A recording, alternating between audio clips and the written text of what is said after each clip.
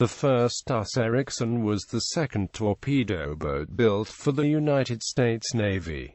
The first Cushing had been built 7 years earlier. Ericsson was launched on 12 May 1894 by Iowa Iron Works, Dubuque, Iowa, sponsored by Miss Carrie Keene, and commissioned on 18 February 1897. Lieutenant N. Usher in command.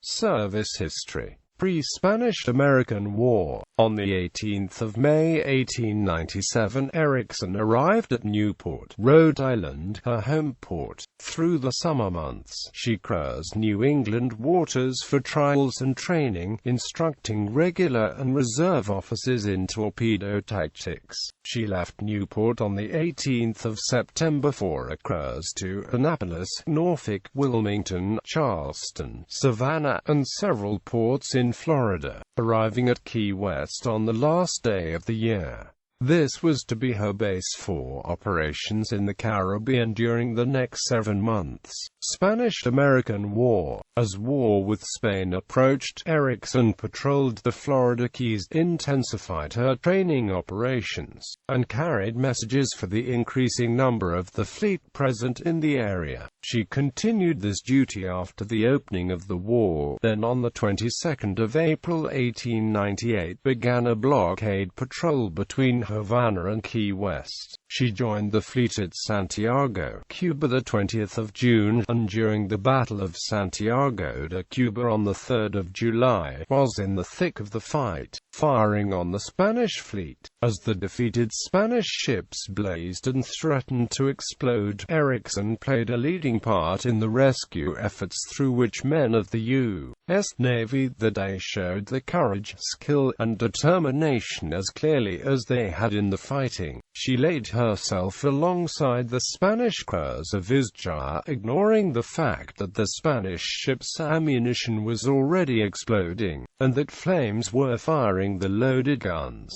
Over 100 Spanish officers and men were thus saved, and more were taken off the flagship Maria Teresa and Oquendo, as Ericsson towed small craft from her squadron's larger ships to the burning hulks.